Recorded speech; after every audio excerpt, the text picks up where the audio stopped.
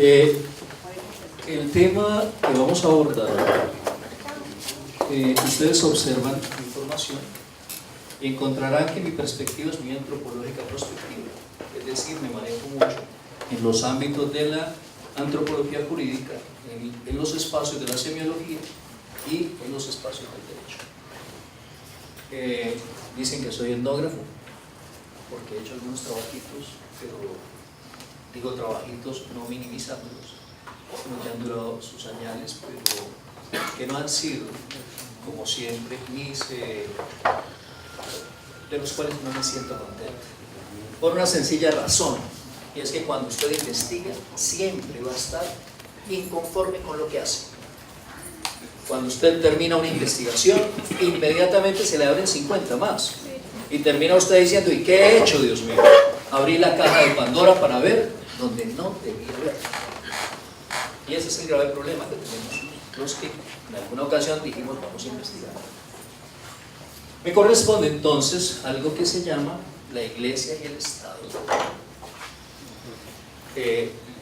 Una visión antropológica, podríamos decirlo, de lo que ocurre en contexto y lo que resulta siendo en la Constitución del 21, de 1821. Entonces, por lo menos coloquemos los títulos, tan amable.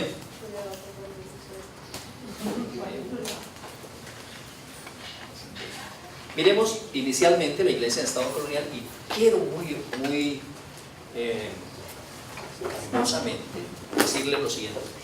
Estamos en la época en que tenemos los primeros contactos y remontémonos un poquito más allá, 1514, cuando viene el requerimiento de Burgos. ¿Recuerdan ustedes el requerimiento de Burgos? ¿Cierto?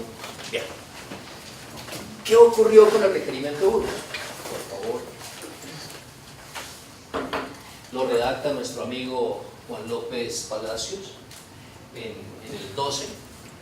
Y el requerimiento era algo muy sencillo, supremamente sencillo. Era venir, decirle a los indiecitos, no se les olvide, que yo soy el elegido, el representante para decirles a ustedes que si ustedes no se someten al Dios que me dio el poder, ¿sí?, tengo además el poder de quitarles lo poco que tienen, o lo mucho que tienen, y disponer inclusive sobre sus vidas. ¿Vieron? Nada más, ¿no? O sea, uno dice, muy bien, así. Además de eso, hay en el interregno de ese requerimiento, pues algunos elementos adicionales, ¿no? Primer problema, ¿qué idioma podría tener el español cuando llegó acá? Digamos que español, listo. Castellano. ¿Y el indiecito? Entonces llegamos a México, hablando en español a un personaje que no habla mexicano y diciéndole, no se te olvide, conviértete al cristianismo porque si no.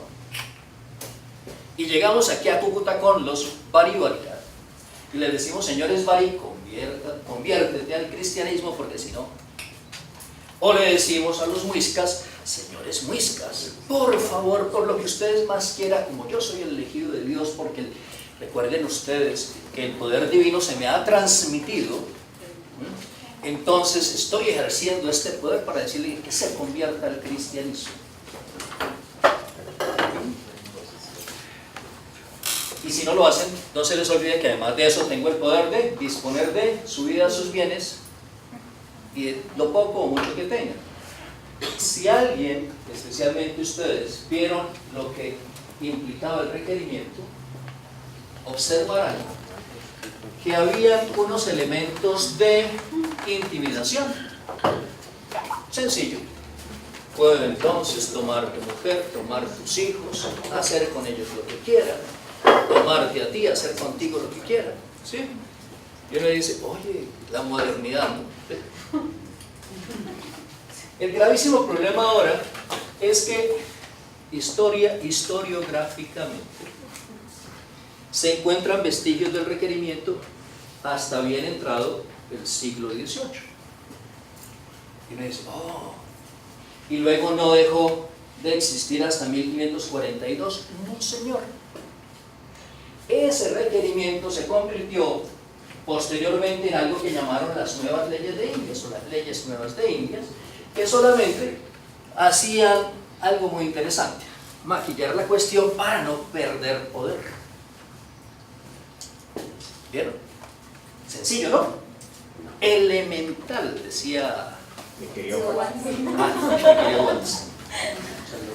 Elemental, muy fácil. Y entonces rememoro algo muy interesante acá, aplicable a Norte de Santander. Yo soy de Chinacota, Norte de Santander. Eso no se lo había dicho a ustedes. No digo que chitarero, pero sí con mis ancestros chitareros, los cuales, a partir de la llegada de nuestros amigos Pedro de Ursúa y Ortún Velasco de Velázquez, por los años de 1549, ¿cierto? Dice que conquistaron el valle. Y como lo conquistaron, aplicaron ese requerimiento. Le dijeron: indiecitos chitareros, si ustedes no se someten a este poder que detento en nombre del Dios Todopoderoso y no se convierten al cristianismo, los extinguiré, los dispondré de ustedes. Así. Y en efecto, nosotros vemos que bien entrado el siglo XVII, por allá cerca de los 1700, los indiecitos chitareros ya casi ni existían y fueron reemplazados en estas villas por los motilones. ¿Me equivoco? ¿Me equivoco? Jóvenes, ¿me equivoco? ¿Cuál es la afirmación? Me disculpa. La afirmación es la siguiente: que cuando llega nuestro amigo Ortún Velasco de Velázquez y don Pedro Heredia, le leyeron el famoso requerimiento a los indiecitos. A propósito, no sabemos si había audiencia o no. El hecho era leerlo, ¿no? Incluso se podía leer el requerimiento a leguas del sitio que se iba a conquistar. ¿Vieron? Parece que no conocían los geógrafos, o no había geógrafos. De pronto no había GPS en esa época. Pero la cuestión es la siguiente: finalizando los 1600, de esos indiecitos chitareros, pocos quedaban. Esa es mi afirmación. No, a la República entraron muchos de los asentamientos indígenas, chitareros. Es más, tenemos fotografías también en 1920 de población indígena en Silos, que era un pueblo de indios. Todos ellos casi pasaron. El informe que deja Moreno de Escandón deja una población nutrida indígena. Es decir, esa visión fatalista, destructora, que se cuenta como la historia tradicional o así, muy cotidiana o coloquial, hace esas afirmaciones, pero en realidad eso no pasó así. Sí. El proceso de poblamiento indígena recuperó las comunidades, les devolvió las tierras, se instituyeron los elementos indígenas, muchos de ellos fueron prósperos, como el mismo pueblo de indios de Cúcuta, donde hubo indios ricos, esclavistas, incluso ellos que compraron y invirtieron en manos de una esclava para sus cacaotales, exportaron su cacao. Muy bien. Hubo comunidades indígenas, el pueblo de indios muy solventes, como la Bateca, por ejemplo. La Bateca tuvo su propia cofradía que le prestaba el dinero a los hacendados cocuteños para que desarrollaran el cacao. Parte del desarrollo cacaotero de Cúcuta se lo debieron a las rentas de las cofradías indianas que le prestaban el dinero, eran la fuente de crédito en una economía capitalista de primer nivel. Y muchos otros pueblos, sí, los Cácota, es decir, esa extinción de pueblos de indios que usted menciona en realidad no ocurrió. Eso quiere decir lo siguiente, mi doctor: tenemos trabajo por investigar. Estoy contando. Porque tengo que ver fuentes muy interesantes que provienen inclusive del mismo Archivo General, que habla. Hay que mirar más juiciosamente el asunto, porque ni hubo la gran matanza de indios, ni hubo la gran chingada, ni hubo esos elementos como tan la chingada de México, ¿no? Sí, señor. O sea, no fue así en realidad, no fue así. Disculpe, y finalmente, lo que hay que es contar una historia más crítica, más juiciosa, con un lenguaje menos coloquial, menos así, para que le demos comprensión. Y si no se nos convierte en un discurso teatrático, un discurso... Muy bien. Sí, hay que ser más juiciosos en las categorías que se usan. Yo creo que se debe respetar la ponencia aquí del señor. No, pero es que esa es la pregunta, no hay problema. es Es que el error lo he cometido en el sentido primario de ser más amable, de ser más coloquial, efectivamente, de llegar más a la audiencia, porque este cuento no es un cuento liviano. ¿Ven? Entonces, cuando uno inicia con un cuento de estos, señores, el requerimiento, no se les olvide que el requerimiento data de tal época y se extingue en tal otra, y tenía estos elementos fundamentales. Jurídicamente, ¿era viable o era inviable? Bien. Recuerden que lo que nos convoca el día de hoy es tratar en lo posible de elegir temas de investigación para el bicentenario de esa grandiosa Constitución del 1821, que en términos más o menos todos tenemos diferentes conceptos. ¿Vieron? Entonces, mi doctor es un ponente crítico, hay que hacerle caso al señor, ¿sí? Pero hay estilos de ponencias, ¿de acuerdo? Entonces, muy seguramente ustedes están acostumbrados a la cátedra. ¿Vieron? Yo pasé por la cátedra hace muchísimos años. ¿Vieron? No soy docente hoy. Y lo fui. De Derecho Constitucional, entre otras. De Derecho Civil, de Procesal Civil. De Antropología. De Pensamiento Estratégico. De Prospectiva. Todo esto. Y no hay nada más harto que ustedes llegar a una clase y encontrar al final de la clase todos dormidos. ¿Vieron? ¿Qué aprendieron? Por lo menos aprendieron el chiste del señor doctor allá, que se paró a decirles: oiga, esta cuestión tiene un cuento, y este cuento miremos a ver si es o no es. ¿Ven? Ustedes, y he entrado aquí primero mirando con cuál es mi auditorio, y por eso les digo, todos ustedes saben qué es eso. ¿Vieron? Y saben cómo se desarrolló, ¿sí?, el tema del indigenismo en Colombia, especialmente en el norte de Santander. Mi tesis fue sobre los barí. Más de 12 años haciendo esa tesis. Y terminé cansado de eso.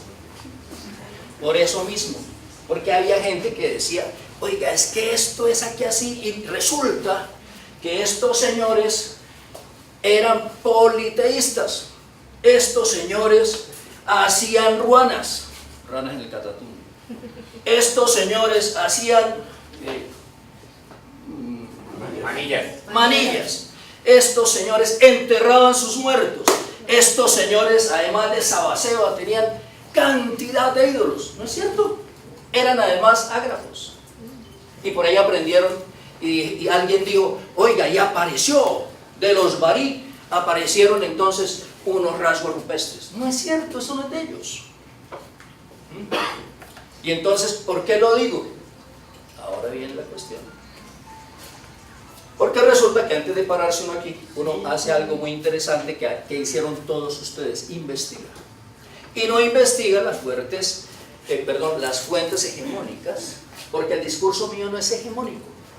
¿Ven? No quiero ser con ustedes condescendiente, porque es que lo que es disruptivo es lo que genera conciencia. Si vamos a hablar en el lenguaje hegemónico, no hemos hecho nada ni vamos a hacer nada. ¿Ven? Ese es el problema. Y ahora sí, esto fue lo que ocurrió en esa época. Bravo, por favor. Hay otra institución muy interesante. Tenemos nosotros, hago el paréntesis como para salvar esta situación. Otra vez. No, seamos tolerantes, ¿cierto? Este que está allá parado no tiene la razón, no hay problema, ¿cierto? investiguemos a ver qué pasa, si sí tiene o no tiene. Es que he investigado, listo, sigamos investigando. ¿Qué pasó con el señor patronato? En el patronato resulta que, ¿recuerdan el cuento del requerimiento? El señor del requerimiento llega y dice: yo soy el representante de Dios en la tierra, de lógica, es el sucesor de Pedro, y por tal razón, como Dios creó todo en el mundo, en una de sus magnificencias, dice: entonces yo puedo decirle al señor rey que no le permito entonces que disponga de esas tierras allá, las que encuentre, ¿cierto? Pero en favor, en contraprestación, que me ayude a sostener a todas las personas que voy a mandar hacia allá. Eso está muy bien. Y entonces crea una serie de bulas. Él dice: mire, no se les olvide, para el envío y nombramiento de los misioneros, de los señores que van a ir a catequizar, se va a hacer de esta manera, y le nombró una bula. Y en una bula estableció los lineamientos jurídicos, a propósito, ¿sí?, para poder nombrar así. Después les dijo: señores, en otra bula, les dijo: también ustedes van a cobrar los diezmos y administran la Iglesia Católica. Y se va a administrar los diezmos y la Iglesia Católica de esta manera. Y la bula contempla los detalles, no tan como uno quisiera, tan precisos, pero observen que sigan. Luego les dijo: señores, ustedes tendrán la posibilidad de, 1, limitar la jurisdicción de las diócesis, y lo hacen conforme a otra bula. Y luego les dijo: señores, y además de eso, ustedes tendrán también el derecho de presentación, y es decir, cada vez que nosotros vayamos a elegir arzobispos u obispos, habrá un procedimiento. No se les olvide lo siguiente: son poderes que el eclesiástico le está dando al rey, y que luego el rey, por mercedes o por bien, por extensión de las mismas bulas, a través o por las breves, les dice a los señores que aquí administran la cuestión: apliquen. Y por último, cosa que no es tampoco tan importante ni tan resplandeciente, es el hecho de que, por ejemplo, cada vez que se hacían peticiones de obispos, se hacía la elección de algunos candidatos, ¿no es cierto? Pero Carlos le dijo a la gente: mire, hagámoslo así, cada vez que ustedes vayan a nombrar, por favor, ténganme en cuenta para algo. Y a partir de ahí, ese patronato, a partir de las bulas, es cuando jurídicamente se materializan los patronatos. Bien, ¿por qué son importantes los patronatos? No por el contexto o por la formación técnica jurídica que contienen, sino por algo muy interesante, porque orientó la actividad de la iglesia. Entonces, ¿qué le dijo a la iglesia? Señores, ustedes se van a dedicar a algo muy interesante: la educación. Y entonces uno cabila: la educación. La educación. Y recuerdo también que uno se pone a pensar: ¿cuál es la universidad más antigua del reino en América Latina? Bueno, la de Lima, ¿no? La de San Marcos, ¿sí? Traigámosla a hoy. ¿Qué ranking ocupa a nivel universal? No llega ni al 1000. El 1507. ¿Qué otra universidad? La Universidad del Rosario, fundada en 1580, a la cual con mi doctor somos egresados. ¿Sí o no? ¿Usted no es del Rosario? Trabaja. 1580. Ranking 1681. Es más, en el ranking nacional, o mejor, en el latinoamericano, para ser más precisos, no llegan a las 50 mejores universidades. Pero ¿cómo así? Luego no son de 1550 y algo, no son de 1580, luego no tienen tradición académica. La respuesta es sí, tienen muchísima. ¿Y entonces a qué se dedicaron?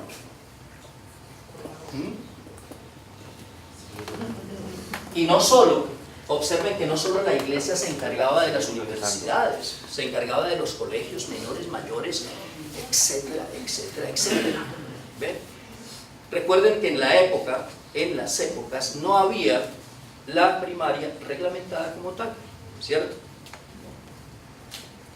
Entonces uno dice, oiga, mire, ¿quién dominaba la parte educativa? El clero.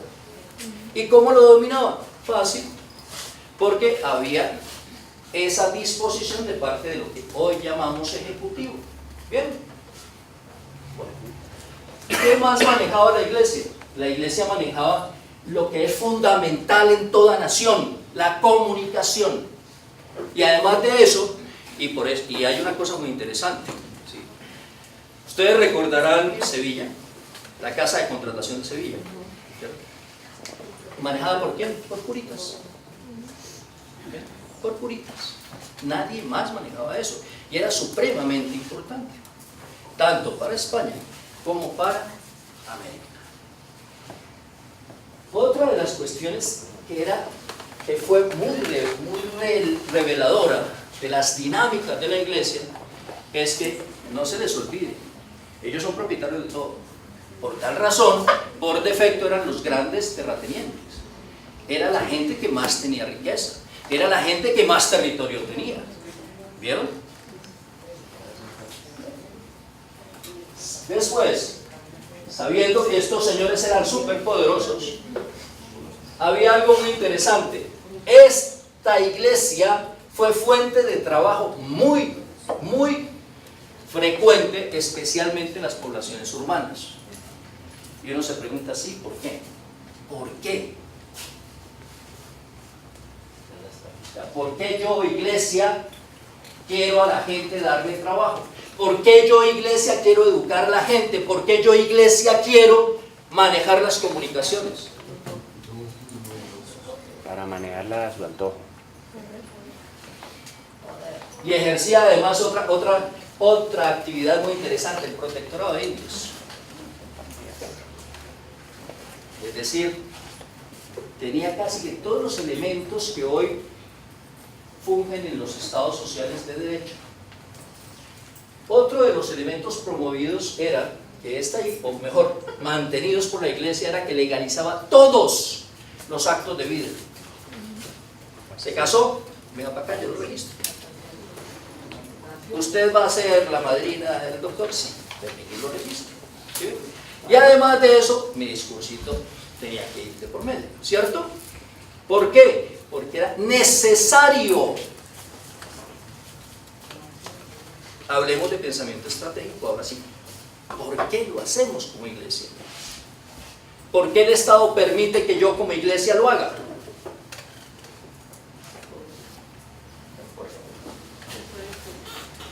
Y entonces vamos a mirar algo que es poder eclesial y o poder político. ¿Vale? Miremos qué pasó. La iglesia legitimó siempre el ejercicio y el control del poder, ¿sí?, como base de su proyecto político. Le interesaba a la iglesia. A la iglesia siempre le ha interesado el aspecto político. Pero no hablemos de política como partido conservador, partido liberal. ¿De acuerdo? Eso no es la política. Y entonces, ¿qué ocurre a partir de ahí? Estos señores de la iglesia, a partir de ese concepto de patronato y a partir de la dinámica de desarrollo del patronato, entran en algo que se llama el elemento burocrático del Estado. Y ya lo veíamos, nombramos arzobispos, nombramos aquí al clero, ¿okay? Le decimos al clero dónde va a ir, cuál es su jurisdicción, capacitamos a la gente, le decimos qué es lo que tiene que aprender. Viene a colación algo muy interesante. Coloquemos a una persona de la Universidad de Rosario en esta mesa y coloquemos en esta silla a un alumno o un personaje de la Universidad Nacional. ¿Las ideologías son iguales? No, y no se aterra. Estamos en Colombia. Hay política pública en educación, ¿cierto? Pero ¿qué tan diferente es inclusive poner aquí a un personaje de la Universidad Javeriana con otro personaje de la Universidad de los Andes? Y entonces empieza uno como a decir, ¿por qué esas diferencias? No, es que la autonomía universitaria es la que hace la diferencia. Propedéutica. Pregunta uno, ¿será cierto? ¿Ven? Vamos, aterricemos en Cúcuta. Universidad Libre, Universidad Francisco de Paula Santander. ¿Pensarán igual los dos? Los abogados de la Universidad Libre, ¿pensarán igual que los abogados de la Universidad Francisco de Paula Santander? ¿Cuál es la razón por la cual estos señores piensan diferente? Vivimos en el mismo clima, de pronto tenemos los mismos docentes, ¿bien? Y uno dice, ¿por qué? ¿Por qué ocurre esto? ¿Será que en la Libre somos más elitistas? Y entonces en la Francisco de Paula Santander no. ¿Será que nosotros en la Libre no hacemos parrandas, cae todos los viernes? ¿Será que en la Universidad Francisco de Paula no? Cae todos los días. ¿Sí? Bien. Entonces, ¿qué ocurría? Ese estado ubicaba a los agentes del clero donde quería, pero había algo muy interesante, ¿sí? El clero también ubicaba a sus agentes donde quería y hacía convenios con el Estado. No, por favor. Aquí surge, en este interregno y en este contexto, surge la Constitución del 21. Los grandes críticos, observen, críticos grandes, dicen, es la mejor constitución del mundo, porque nos hemos independizado de la Iglesia Católica, Apostólica y Romana, ¿sí o no? Y ustedes observan muchos estudiosos que así lo dicen y lo manifiestan. Y uno dice, oiga, sí, tiene razón. En ningún lado, ninguna parte de ese cuerpo constitucional aparece Dios nombrado, ni religiones, ni nada. Efectivamente, nos independizamos, ahora sí somos otros.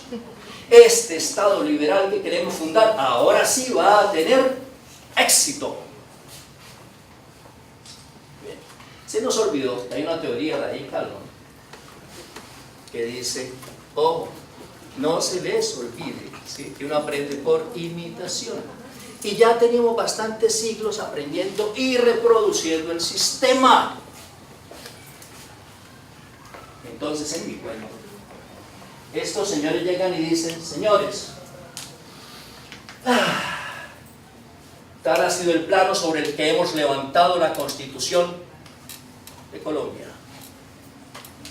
Vuestros representantes solo han puesto una confianza ilimitada en las leyes. Fantástico. Muy bien. El discurso es perfecto. Lean a continuación.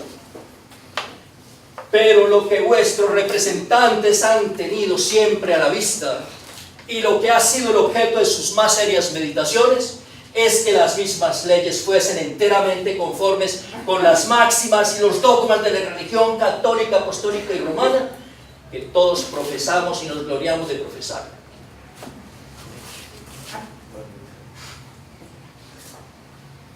¿Quedamos en las mismas?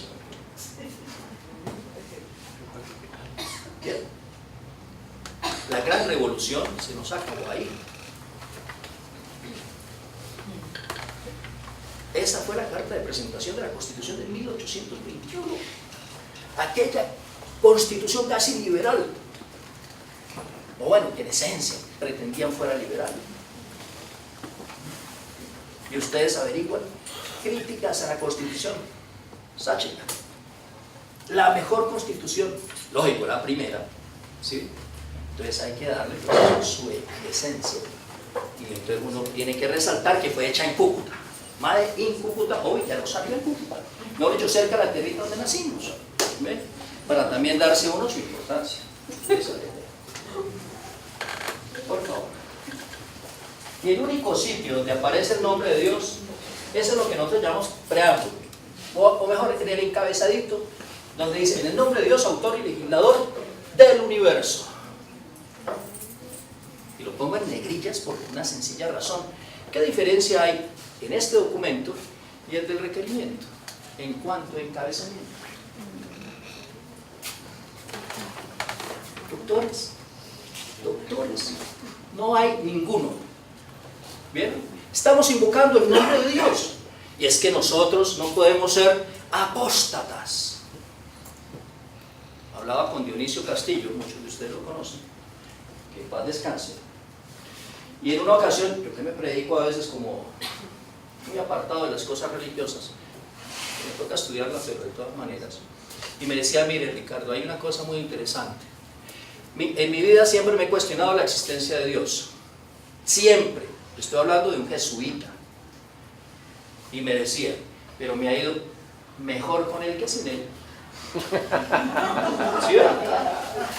Entonces, ¿qué dije?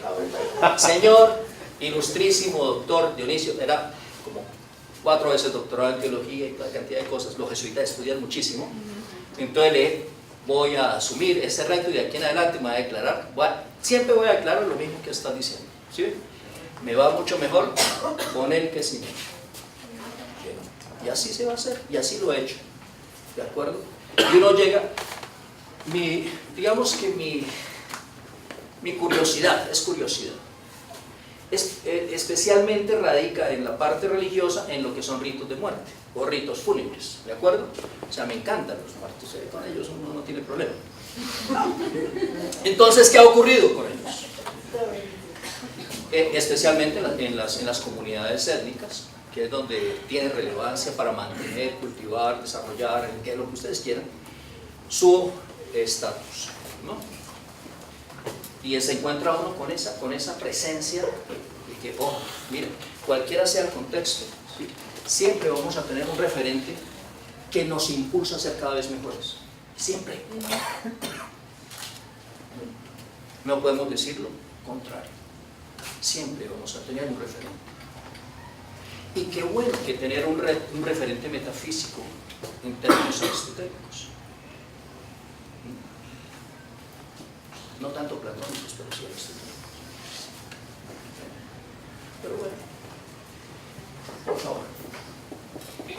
Aquí hay algo muy interesante. Voy a hacer un recorrido pequeño por 3 o 4 artículos que son los únicos que me llaman la atención. El resto es muy interesante para la estructura y otras cosas. Pero para mi cuento, esto me place. Es un deber de la nación proteger las leyes sabias. Oiga, señor, ¿y quiénes son la nación? Nosotros. O sea, ese problemita que traían ellos allá entre ellos, no lo mandaron ahora a nosotros, señores. Entonces, nosotros aquí hemos elaborado toda la estructura, hemos realizado todos los convenios, hay las burlas, hemos dispuesto, pero ahora necesitamos su colaboración para la protección de esas leyes sabias y equitativas, ¿sí? Y uno dice, oiga, muy bien, ¿sí? Pregunta del millón. ¿Tendrá esto contexto religioso? Claro que sí, obvio. ¿De dónde viene la ley? Estamos hablando que no ha cambiado para nada. Aquí estamos hablando de la ley todavía divina. La elaboración mental, el imaginario colectivo, ¿sí ve? Está manejando subliminalmente ese término de hace muchos siglos. Nosotros hoy lo manejamos, hoy. ¿Cómo explicarles esto científicamente, señores? ¿Cómo? Investiguemos. Ahora, son deberes de cada colombiano vivir sometido a la Constitución y a las leyes, ¿no? Y dice, haciendo el sacrificio de sus bienes y de su vida si fuera necesario. Más todavía, empezamos con que mi vida no era importante para ustedes. Ahora mi vida tampoco lo es, porque prima entonces el interés general sobre el particular. Jóvenes, jóvenes, la dinámica política sumergida en la dinámica jurídica es muy perversa. Ahí están los artículos. El problema que tenemos como académicos es que esto no lo podemos decir en la academia, no tiene relevancia.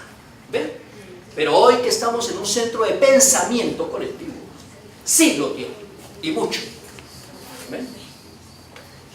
Y más si somos de izquierda, de derecha, revolucionarios, contrarrevolucionarios, lo que sea. La idea, o mejor, el mensaje es: jóvenes, nunca pierdan ustedes el concepto, ni nunca pierdan el contexto. Así se lo den en chiste. ¿De acuerdo? Y luego dice, hay una parte de habla de las elecciones, etc. Y dice, para ser sufragante parroquial se necesita ser dueño de alguna propiedad. Es decir, además de mantener el statu quo del poder, ¿sí ve? Está estableciendo un círculo muy cerrado de aquellos que pueden ser elegidos y elegidos. Eso está en otro sí, está más adelante, pero me interesaba mucho más por esto que les estoy contando. Esa normatividad para ellos fue fabulosa. Recuerden ustedes que más del 20% de los componentes de esa asamblea eran prelados, ¿no es cierto? No pelados, eran prelados. Por favor. Más todavía. En el 150 constitucional del 21. Los honorables asambleístas, congresistas, diputados, pónganle los nombres, dividieron el territorio en departamentos. Hasta ahí no es nada raro, era su poder hacer esa disposición en virtud de lo que es ese fuero legislativo de disposición de derecho. Pero dice, no se le vaya a olvidar lo siguiente: el mando político de cada departamento recibirá un magistrado con la denominación de intendente. Resalto intendente por una razón fundamental y poquísima. Esto, lo de intendente, es una reproducción del señor cobrador de Hacienda, del señor que hace las evaluaciones de guerra, del señor que hace los convenios con la gente, recauda impuestos y administra la cosa pública. Y es una institución muy vieja, muy antigua, ¿no? Y además de eso le dicen, señores, no se les olvide, intendentes. Ustedes son los intendentes. Y uno ve la palabra intendente en la Constitución y dice, bonita la palabra. Esa palabra es hermosa. O sea, mire, intendente. Hoy hay hasta superintendente de industria y comercio, superintendente de sociedades, superintendente de salud.